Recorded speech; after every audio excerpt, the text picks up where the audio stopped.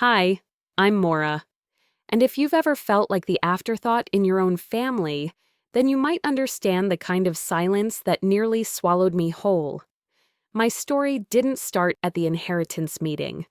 It started years earlier, the day my family quietly decided I was the daughter who didn't matter. The daughter they could leave out of birthdays. The daughter whose calls they let ring. The daughter they could cut out of her own future without ever looking her in the eye.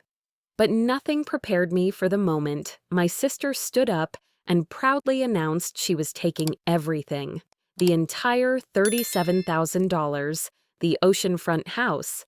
And everyone cheered like it was already hers. They thought I'd accept it, smile politely, fade out the way I always did. But all I said was, "Mom, Dad, you two really don't know, do you?" And the way their faces drained of color, that was the first sign the truth they'd been avoiding was about to tear the room apart.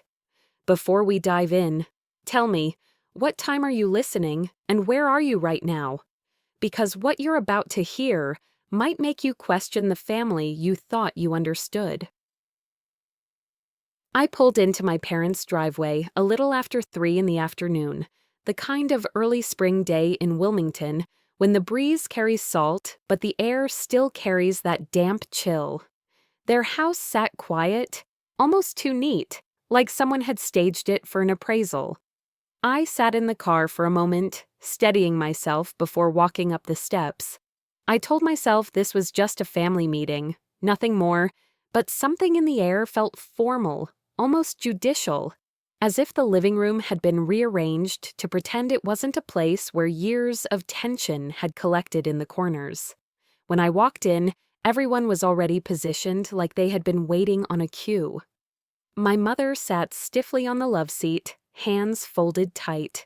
My father hovered near the window, and Angelica, my sister, the one who could do no wrong since the day she learned how to charm a room, stood by the coffee table wearing a dark blazer like she was presenting quarterly earnings. No one lifted a hand to greet me. A few polite nods, nothing more. I took a seat across from them, noticing the stack of paperwork on the table. It was clipped together with a silver document fastener. I knew that clip. I had used that exact one years ago when I filled out my college financial aid forms alone at the kitchen counter because no one had the time to help me. Seeing it again brought back that small, familiar sting. I kept my voice even as I asked if anyone wanted water or coffee. They ignored the offer. It didn't surprise me. My parents talked around me the way they always had, like narrators of a show I wasn't part of. They mentioned the weather, the repairs on the back deck, the neighbor's dog. My name didn't come up once. I waited, listening, letting their words float, past me until the moment finally arrived. Angelica cleared her throat. She straightened her blazer with a flourish, the kind of gesture she used when she wanted attention fixed on her. Then she announced, in a tone that carried through the house, "Mom and Dad are giving me the entire estate, all $37,000, and the oceanfront house. Maura, you get nothing." The room broke into soft laughter, like they were relieved to hear someone finally say the quiet part out loud. A couple of my cousins chuckled under their breath. One aunt let out a tiny, "well," as if this had been some awkward chore they finally got done. I felt the heat climb up my neck, but I stayed still. I'd been talked over and dismissed so many times that my silence had become something practiced, almost strategic. My mother wouldn't look at me. My father shifted his weight like he wanted to explain, but couldn't find the justification. And my sister watched me with a smile that was too satisfied to hide. I reached forward and lightly brushed my fingers against the silver clip, grounding myself with that small, cold touch. It reminded me of every time I handled problems on my own because no one else bothered. My voice didn't shake when I finally spoke. I didn't argue, didn't plead. I just listened to the faint hum of the air conditioner and let everything settle inside me. Something steadied instead of breaking. Maybe it was the weeks leading up to this moment, the missing mail, the envelope I never received, the cousin who hinted there were conversations happening behind my back. Whatever it was, it made the humiliation sharpen into clarity. I lifted my chin and met their eyes one by one. Mom, Dad, you two really don't know, do you? Silence spread through the room. The reaction was instant. My parents' faces lost all color. People stopped smiling. Not a single laugh lingered. Even Angelica's posture faltered for the first time all afternoon. She stepped forward, the false confidence slipping. "Know what?" She practically shouted it, her voice cracking. I didn't answer, not yet. I let the question hang there, heavy and pointed, letting everyone feel the edge of something they hadn't expected. The room waited for me to speak, but I let the quiet settle. I didn't rush to fill it. The question I had asked was still hanging there, and I could feel everyone wrestling with what it implied. I leaned back slightly, giving them space to wonder. That pause wasn't hesitation. It was intention. My parents shifted first. My mother's hands tightened around each other, her knuckles pale. My father's eyes flicked from her to me, then back again, like he needed someone else to explain what was happening. No one said a word. The living room felt warmer than before, as if the house itself sensed something had cracked open. Angelica tried to break the tension with a thin smile. "Come on, Maura. Don't make this dramatic." She let out a soft laugh, the kind people use when they're trying to steer the mood back in their favor. It didn't land, not this time. Everyone stayed still, waiting. I kept my expression calm. Silence has a way of making truth louder. I've learned that the hard way. When you keep quiet long enough, people reveal themselves without realizing it. I finally leaned forward and asked, as if it had just occurred to me, "When exactly did you both decide on the estate transfer?" My mother answered quickly, almost relieved for a simple question. "Last summer. We talked about it then." But my father said, 3 months ago, around Christmas." Their words collided in the air. The contrast wasn't subtle. A few relatives exchanged glances. I didn't comment. I didn't correct them. I simply nodded like I was filing their answers away for later. Angelica stepped in front of them, placing herself between my chair and theirs. She threw me a controlled smile, one she'd perfected over years of getting her way. "It was discussed for a long time. You weren't involved, Maura. You're never around. You don't return calls. You don't show interest. Somebody had to handle things." She spoke like she was giving a speech at a community meeting, firm enough to sound authoritative, but sweet enough to sound reasonable. That tone she used, meant to make me look irresponsible, was something she'd practiced. I could hear the rehearsed cadence. Dad nodded along, unsure but following her lead. Mom looked down. A cousin whispered to another, not loudly, but not softly either. The room was starting to tilt again, the air thick with the pressure she was trying to create. I stayed still, listening, watching. Inside, something clicked. The unanswered emails, the letter I never received about an account change. The way my mother once said, "Oh, you already know about that, don't you?" when I clearly didn't. Even a relative at a barbecue who muttered, "I figured they told you," before walking away. None of it was accidental. I wasn't forgotten. I was quietly removed. The realization didn't hit with sharp pain. It settled like a weight I'd been carrying for years without understanding.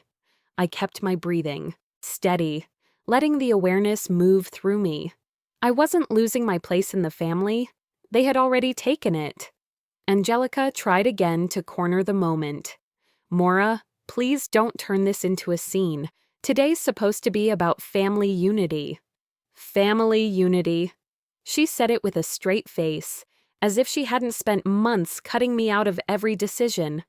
I didn't bother reacting. I wasn't going to give her the performance she wanted. Instead, I slipped my hand toward the silver document clip on the table. I didn't pick it up. I just rested my fingers on it, feeling the cool metal. It grounded me. It reminded me of every form, every deadline I handled alone. I spoke softly. Funny how decisions were made without my signature. My father's expression tightened, not defensive, confused, as if he was realizing he might have been told something that wasn't true. Angelica's eyes flickered for a split second before she forced her face still again. I looked directly at him. "Dad, were you told I already signed something?" The house went silent. Nobody coughed. Nobody shifted. His mouth opened, then closed again, and that hesitation said more than a sentence ever could. His silence told me everything before anyone else did. I watched him struggle for words, but none came.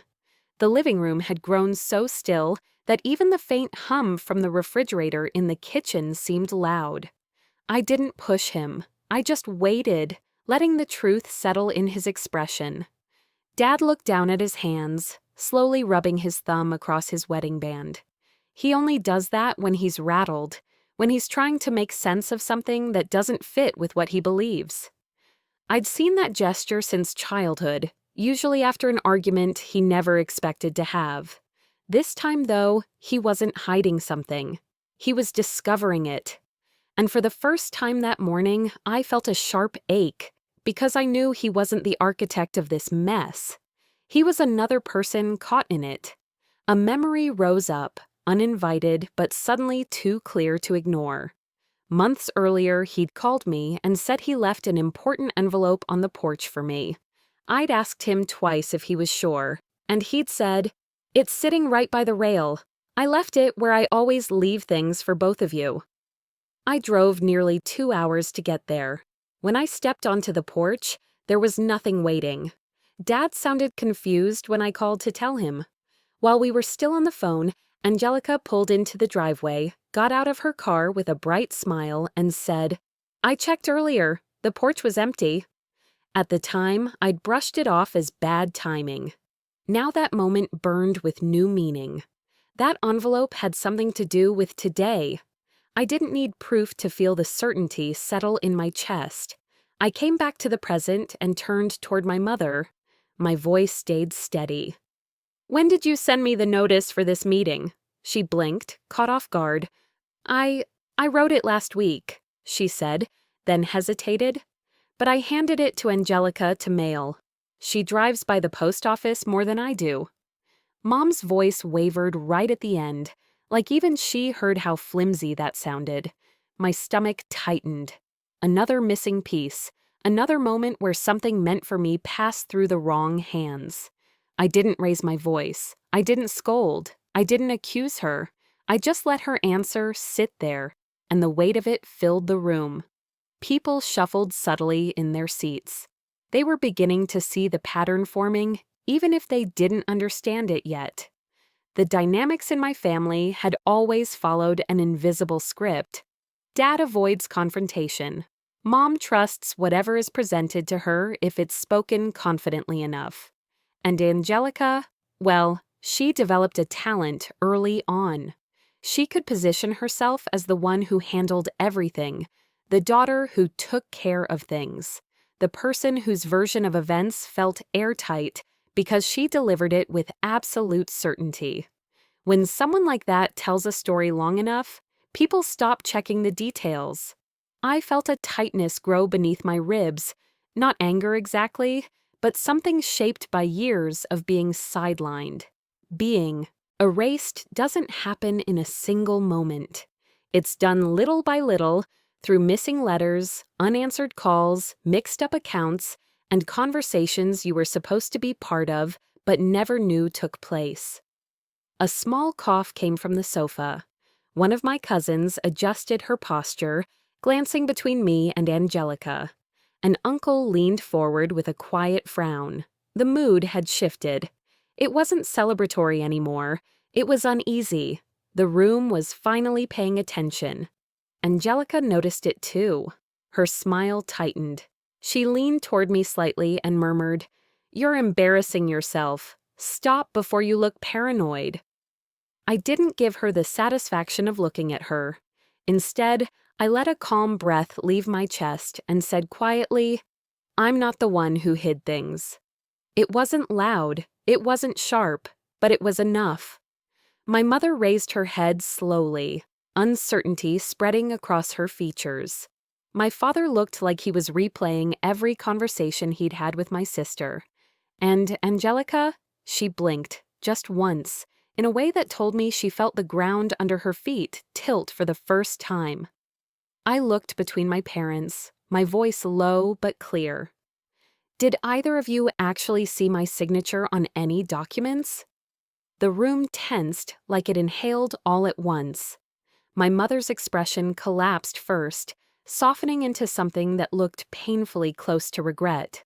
That was the moment I realized the truth ran deeper than even I expected. My mother's face collapsed first, and that was when I knew the lie ran deeper than even I expected. Her lips trembled before any words came out, and when they did, they were barely more than a whisper drifting across the room. Angelica told us you signed everything already. The room fell into that strange kind of quiet that feels heavy in the chest. Not angry, not confused, just stunned. I felt every set of eyes shift between me, my parents, and the sister who had always known how to stand in the center of the story. Dad eased back into his chair, almost sinking into it. His hand moved automatically to his wedding band again, circling it with his thumb. He looked like someone who'd opened a door expecting sunlight and found a cliff instead. Mom pressed her fingers to her mouth, as if keeping something from spilling out. I didn't speak right away. Letting their words hang there made the truth sharper. Finally, I asked, "Where did you see my signature?" Dad didn't argue. He didn't defend. He just pointed toward the manila folder sitting on the coffee table. It looked so ordinary for the damage it carried. I reached for it, feeling the shift in the room as people leaned in. Some pretending they weren't watching, others staring openly. The papers inside were photocopies, cheap printer paper, slightly smudged, the type misaligned. And right there at the bottom of each sheet was a signature that looked like mine if someone had only seen it once, maybe twice. The loops were too long, the spacing too even, and the M, I hadn't written an M like that since I was 15. "That's not my handwriting," I said quietly. Mom let out a choked breath. Dad shut his eyes as though he'd just realized how deep the cut went. A cousin stepped closer.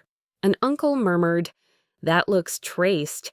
Someone else added, "Why would she sign something giving up her rights?"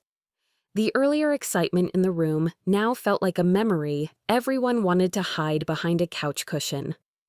I straightened the papers on my lap and looked at my parents again. "Did either of you email me about this?" Dad nodded. "I sent you something months ago. You never wrote back."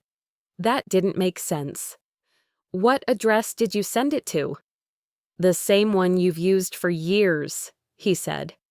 I unlocked my phone, scrolling through my inbox.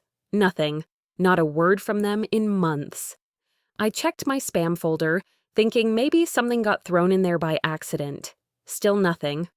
Then I remembered, 2 years earlier, Angelica had insisted on helping them set up better filters so they wouldn't get so much junk mail.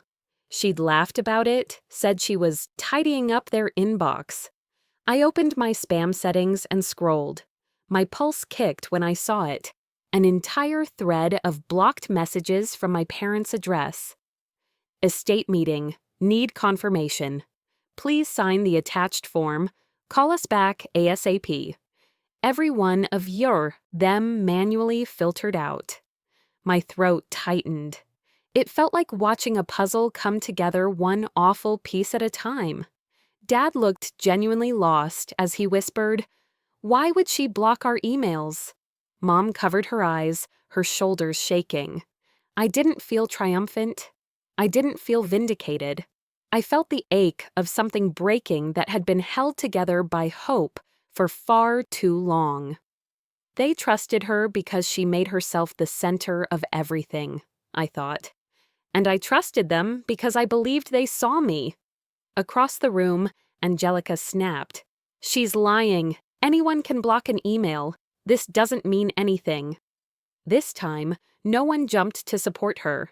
A cousin folded her arms. Why would she block her own parents, though? Another voice spoke from behind me. "And that signature isn't hers." Angelica bristled, her voice cracking as she pointed at me. "You're ruining everything." I set the folder down and looked at her the same way someone looks at a storm they've seen forming for years. "No, you did that yourself." Dad rose slowly, his movement steady but heavy. He looked straight at my sister, and his voice carried a weight I'd never heard from him. "Angelica, bring us the original documents, all of them, now." Her face went white, and that was when I knew the originals would expose more than forged signatures. The whole room felt suspended, as if every breath was waiting on hers. She didn't speak. She didn't step forward. She just stood there, rigid, like she was trying to run numbers in her head and couldn't find an equation that didn't end with disaster. Nobody rushed her. Nobody tried to smooth things over. For the first time all morning, the silence wasn't mine to carry. I felt something tighten behind my ribs. Not victory, not anger, something closer to grief. I remember thinking, I'm not watching my sister argue, I'm watching the version of my parents I loved start to fall apart. It hurt in a slow, sinking way, the kind that makes your chest feel hollow. Dad repeated himself, his voice firmer now. "Bring the originals." Angelica blinked and whispered, "They're not here." Mom leaned forward. "Then where are they?" "The lawyer has them," she said, too fast, too strained. I shook my head before anyone else could respond. "No, he doesn't. He always emails scanned copies. I'd have seen them." Before she could argue, one of our cousins reached for his phone.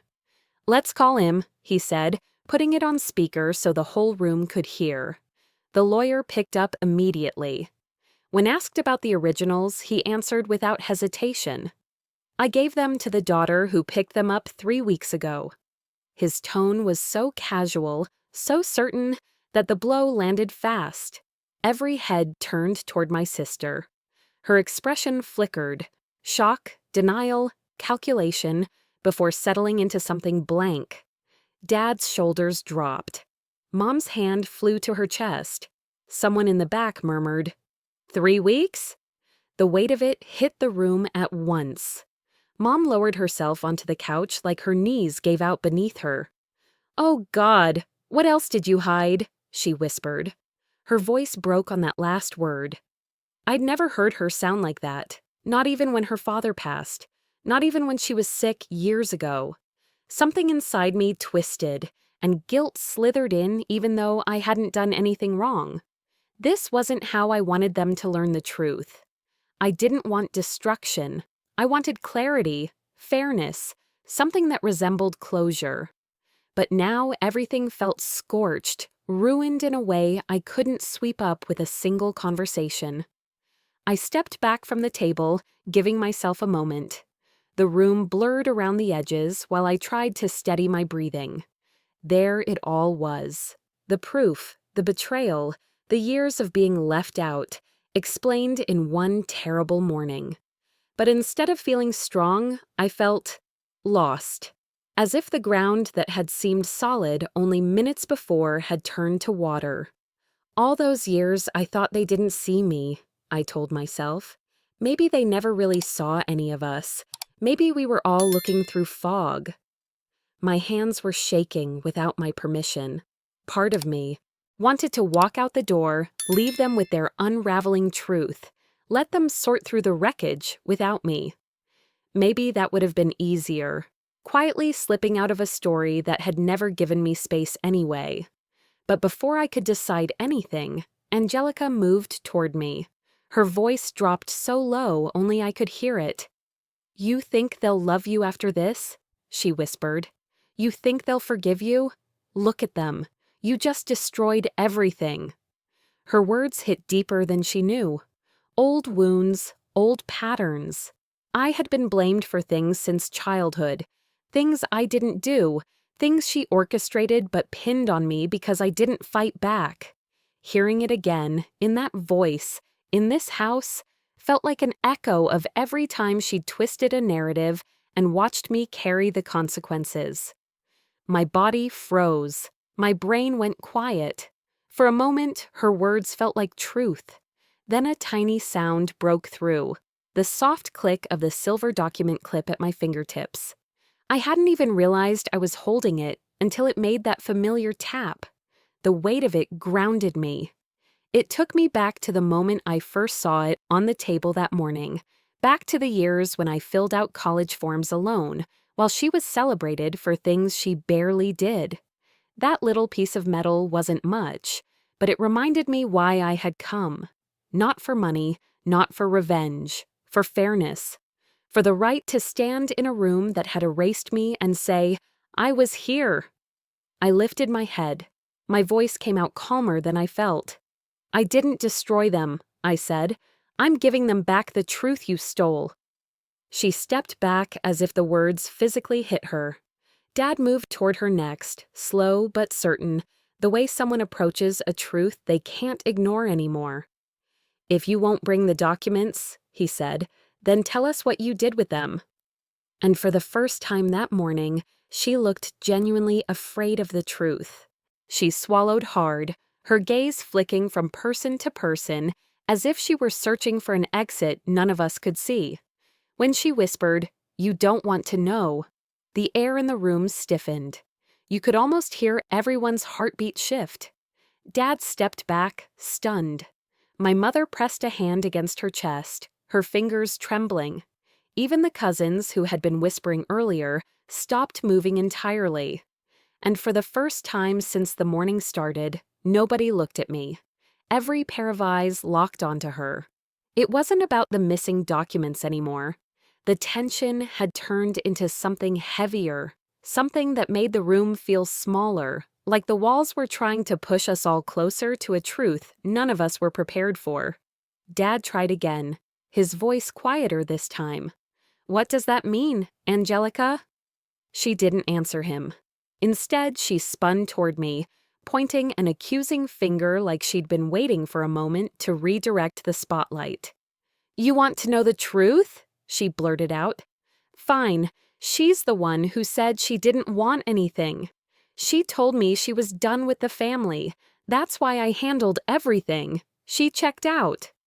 The words landed fast, sharp, and reckless. Mom's head jerked up as if someone had slapped her. Dad's eyes widened. A couple of relatives exchanged uneasy glances. My stomach dropped, not because the accusation had any truth to it, but because I recognized the play. This was her pattern. Turn the story on its head and watch everyone scramble to understand it before they realized it never made sense. "Amora," my aunt asked from the back, her voice uncertain. "Did you really say that?" I didn't answer right away. I could feel the familiar tightening in my throat, the one that always came when someone twisted my intentions and handed the distorted version to the room as if it were fact. For a moment, all the air in the house felt too thin. I forced myself to breathe through it. "No," I said quietly. "I never said that, and she knows I didn't." The doubt didn't disappear, not right away. I could see it floating in the room like static. She had counted on that. She always did. Before my mind could spiral back into the old patterns, I pulled my phone from my pocket. My hands were steady now. I opened my message thread with her, months of unanswered texts lined up like proof the universe had been saving. I held the screen where anyone could see. "These are from me," I said, asking for updates, asking for documents, asking when the meeting was, asking if Mom was okay, trying to stay connected. I scrolled slowly, deliberately, letting the room absorb every unanswered message. Finally, I added, If I supposedly wanted nothing to do with the family, why was I the only one trying to reach out? For a moment, there was nothing but the soft hum of the house. A shift began, subtle at first, but unmistakable. Heads turned toward me, not with doubt, but with dawning clarity. I didn't raise my voice. I didn't argue. Staying calm was the only thing she never knew how to counter. Uncle Harris suddenly stepped away from the wall near the hallway. "Hold on," he said, opening a drawer in a small wooden cabinet. "Is this yours?" He pulled out a sealed envelope and held it up between two fingers. My name was printed across the front. My breath caught. I hadn't seen that envelope in my life. He passed it to me. It felt untouched. Smooth edges, clean seal. I opened it carefully. Inside was a letter from my parents, signed and dated, asking me to come to the estate review meeting. It was stamped. It was official. It was meant for me. And it had never been delivered. The quiet in the room thickened. Everyone understood what it meant without needing a diagram. Mom spoke first. Her voice cracked in the middle. "How many things did you hide from us?" Angelica's lips pressed together, her eyes darting in panic again. She wasn't remorseful. She was cornered, and she felt the walls closing in. Dad took a step forward, not angry yet, but there was something unsteady in his expression, hurt mixed with disbelief. "What else did you take from your sister?" She backed away from him, retreating a half step at a time. Her fingers curled into her palms, knuckles whitening. When her eyes lifted to mine, I saw a flicker of something dangerous, fear mixed with resentment. She pointed at me with a trembling finger and said, "She wasn't supposed to find out. None of this was meant for her." For a moment, the house felt like it tilted, not enough to throw anyone off balance, but enough for every person inside to feel the floor shift under their feet. Mom let out a soft sound, half gasp, half whimper. Dad pressed a hand to the back of a nearby chair, steadying himself. Even the cousins, who'd been whispering earlier, seemed stunned into silence. Her words didn't feel like an accusation. They felt like a confession, one she hadn't intended to say out loud. I forced myself to stay still. My heart hammered, but my voice came out steady. "Meant for who, Angelica?" Her jaw clenched. She didn't answer, and that silence cut deeper than any lie she'd told so far. Before anyone could fill the silence with guesses, Uncle Harris straightened up from the cabinet again. "There's more," he said, holding a second folder he hadn't opened yet. "This was in the same drawer." He handed it to Dad, who passed it to me with shaking hands. Inside were printed emails from my parents' attorney, messages I had never seen, referencing accounts and asset lists that had included my name years before any so-called revisions were made, dozens of them, all addressed to me, none delivered. My pulse thudded so hard I could feel it in my fingers. This wasn't simple favoritism. This wasn't ignorance. Someone had gone out of their way to make sure I stayed in the dark. Dad sank into a chair like he'd lost the ability to stand. Mom pressed both palms to her face. I heard her whisper, "How long have we been living like this? How long has this been happening right under us?" I wanted to feel vindicated, but all I felt was hollow. Vindication doesn't warm you. It doesn't return missing years. It doesn't heal wounds formed by silence. Then everything happened at once. Angelica lunged toward Uncle Harris, snatching the folder out of his hands.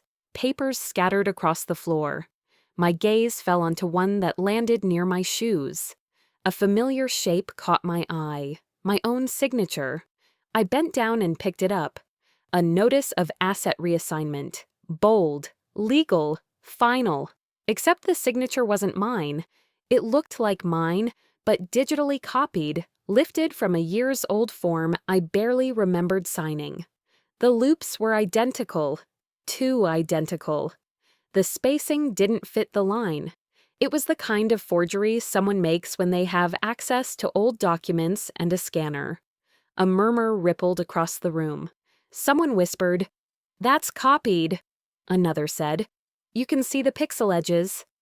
Dad looked at me, then at the paper, then back at me, his expression the most broken I'd ever seen. That was when Angelica finally cracked. She dropped to the floor, grabbing the scattered papers, her movements jerky and panicked. "I had to do it," she cried, but it wasn't remorse, it was desperation. If I didn't, she would take everything from me. Everything! People stared. No one moved. Her voice kept climbing, wild and frantic. "You don't understand. They always compared us. You always trusted her more. Don't act like you didn't." She jabbed a finger toward my parents. "You treated her like she was the reliable one. I was just trying to protect what should have been mine." But the room didn't agree with her. They'd spent all morning watching every lie crumble. I couldn't breathe, not from fear. Something else was pushing at my chest, a pressure I'd ignored for years. I walked toward the window just to get space, just to steady myself. The morning light hit the glass, bright and sharp. My reflection looked older than I remembered. I whispered to no one, "This is what I stayed quiet for?" All the times I let things slide. All the times I told myself it wasn't worth fighting. All the moments I decided to be the calm one, the understanding one, the adult. And for what? To be erased? I turned back toward the room just in time to see her moving toward me, fast and furious. Her face blotchy, her eyes wild. She leaned close enough that I felt the heat of her breath and hissed, "If you don't walk away now, I'll make sure you regret it." I didn't know if she meant reputation, finances, or something darker. But the threat was unmistakable. What she didn't realize was that Aunt Vera had heard every word. Her eyes widened. Her hand flew to her mouth. That sealed it. Whatever line existed between rivalry and malice, she'd crossed it. I didn't step back. Instead, I stepped forward, closing the space between us just enough for everyone to notice she wasn't intimidating me anymore. "What exactly are you planning to do?" I asked, my tone calm, almost conversational. Her lips curled upward, not in confidence, but in something twisted, something brittle. Her hands trembled even as she forced a smile. And then she whispered, "I still have one last move." Angelica's lips curled into a smile that didn't match her shaking hands as she whispered that she still had one last move. Before I could respond, she leaned in, breath trembling, and said, "And when I play it, you'll wish you never came home." For a second, the room seemed to shrink. Not physically, but in that way where everyone's focus narrows to a single point. I felt a thud in my chest, but I held my ground. "What did you do, Angelica?" I asked. She stepped back, her shoulders tight, eyes darting like she was picking which direction to run. Instead of running, she reached for her phone. Her thumb hovered over the screen, trembling. She tapped a file, then turned the volume all the way up. The video started instantly. I recognized the room in the background, a small family gathering months earlier. I remembered laughing that night, sitting at the edge of the porch with a cup of tea, while the rest of the family drifted in and out. I remembered talking about trying to keep our family together through the estate planning, but the voice in the video, the one edited to sound like me, said something else entirely. "I don't care about them. They can do whatever they want with the estate." The audio was choppy, sliced together, but to anyone who didn't know the real context, it could sound authentic. Someone in the back let out a soft, "Oh Lord." Mom pressed a hand to her mouth. Dad stared at the floor like he couldn't breathe. The doubt hit the room like a heavy door slamming shut. And that hurt more than the lie itself. It was seeing them hesitate, seeing even a split-second flash of, "Could this be true?" cross their faces. I steadied my breath. My instincts pushed me to defend myself immediately, but something inside urged patience. I felt the same quiet strength that had been growing all morning settle into place. "Play it again," I said. Angelica blinked, startled by how calm I sounded. "Why? You heard it." "I did," I said, reaching into my purse for my own phone. "Now let me show you something." She took a step back, and I caught the flicker of concern in her eyes. I scrolled through my files, my hands steady. I had recorded the full conversation that night because I'd planned to revisit some advice an uncle gave me. I never imagined it would save me today. I tapped my own video and let it play. Same porch, same night, same conversation. But this time, the full clip played without breaks, cuts, or chopped audio. My voice came through clearly. What I care about is fairness. I want us to handle the estate properly together. The entire room froze. You could feel the weight of everyone recalibrating the morning's events. Angelica's edited clip against my unedited one left no space for misinterpretation. Uncle Harris whispered, "She twisted every part of it." Aunt Vera pressed a hand to her chest. Mom's eyes filled with tears. Dad stared at Angelica with a look that didn't contain anger, just devastation. "What have you become?" he asked, barely above a whisper. Angelica's lips trembled. She backed toward the wall, clutching her phone like it could shield her from the truth spreading across the room. I stepped forward, not to intimidate her, but because I wasn't hiding anymore. "You lied," I said quietly. "You hid things. You forged my name. You twisted recordings. Is there anything left you didn't manipulate?" She pressed her back to the wall. Her eyes were wild, searching for an escape. For the first time, I saw fear instead of arrogance. Her voice broke. "They were supposed to choose me." I shook my head. "You never gave them the chance." Silence stretched across the room, thick, heavy, undeniable. No one moved, no one defended her, no one questioned me. The tide had turned, but not in a celebratory way. It was sad, exhausting, necessary. Then the attorney, who'd been quiet all morning, stood up from his seat near the dining room archway. He adjusted his glasses, looking older and more serious than I'd ever seen him. "I think," he said slowly, "it's time the family sees the final document your parents never had the chance to sign." A ripple of whispers moved through the room. He lifted a sealed envelope from his briefcase and placed it gently on the table like it carried something fragile, something heavy, something final. "This," he said, "changes everything, and it's addressed to Maura alone." He placed the sealed envelope on the table, his hand resting on it for a moment the way someone touches something breakable. The room had gone strangely still, as though everyone sensed this was the final shift no one could undo. My heart pounded as he slid it toward me and said, "Your parents wanted you to read this before anyone else." For a moment, I just looked at it. The envelope wasn't fancy, plain ivory paper, my name written in my father's uneven handwriting.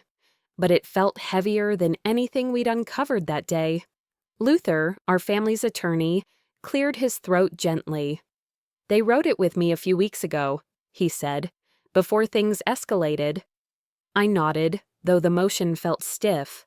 I opened the envelope carefully so it wouldn't tear. Inside was a folded letter and a formal document clipped behind it. I could feel everyone watching, but once I started reading, the world faded out. It was their handwriting, both of them. My mom's rounded letters, my dad's sharper strokes. The tone was soft, hesitant, like they were writing something they weren't sure they deserved to say. They apologized, not dramatically, not with begging, just honest, clear words. They admitted they'd leaned on Angelica too much, that relying on the daughter who lived closer had blinded them to how far they'd pushed me to the edges. They wrote that they didn't truly understand how often I stepped back to keep the peace, and how that stepping back had been confused with disinterest. At one point, the letter said, You have always been the one who kept trying, even when we gave you little reason to. My throat tightened. They wrote that the beach house should be mine, not as compensation, not as a trophy, but simply because they wanted me to have something that said, "We see you now. We see who you've always been." By the time I lowered the letter, my hands were trembling. Luther gently touched the second sheet. "This is the formal directive they attached to the letter," he explained. "They updated it with me before any of the forged forms started appearing." He spoke slowly, clearly. "Legally speaking, the house and the remaining estate, $37,000, belong to you. This directive is the active document on record." No one spoke. Even the air felt thick. There was no celebration, no applause, no dramatic gasps. It didn't feel like winning, it felt like uncovering a truth that had been waiting too long to be heard. My parents were sitting together now. My dad squeezed my mom's hand tightly, both of them crying quietly in a way that didn't demand attention. Dad finally looked up at me. "We kept trusting the child who stood closest," he said, voice breaking. "And we ignored the one who kept walking toward us, even when we made it hard." Mom added, barely audible, "We didn't know how to fix it, but we wanted to." I wasn't angry anymore, but I wasn't ready to let them off the hook, either. "I needed you to see me before a lawyer did," I said. The sentence dropped into the silence like a stone into water, soft, but impossible to ignore. Behind them, Angelica stiffened. Luther turned slightly, his tone returning to professional calm. "These altered documents, the forged signatures, and the edited video earlier, those are serious matters. I am obligated to report anything that violates legal standards. The only question is whether Maura wants to pursue formal action." The panic on Angelica's face was immediate.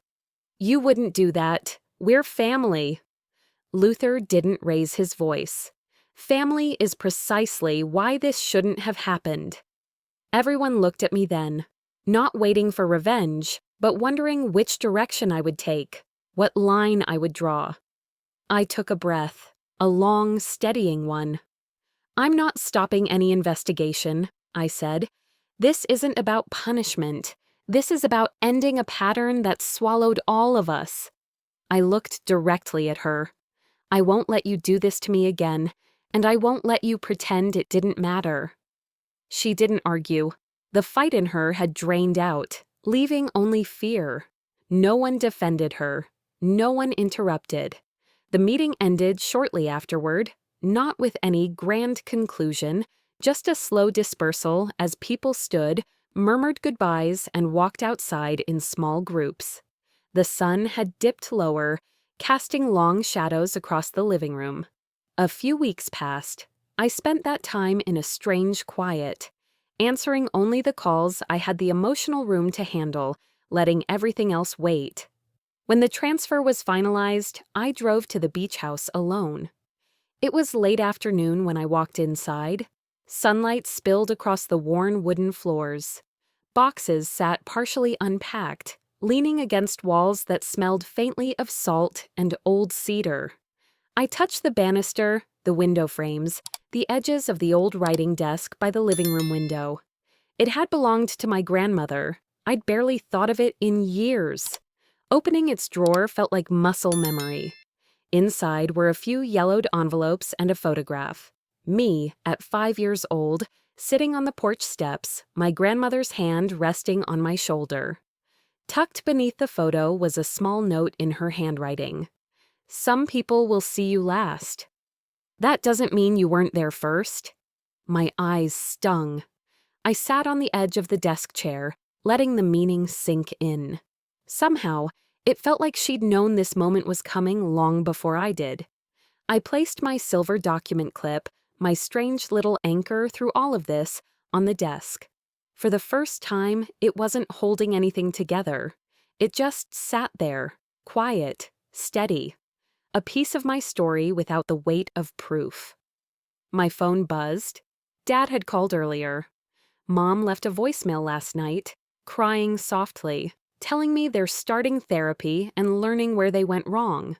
I hadn't responded yet, not because I didn't love them, but because healing was finally on my timeline.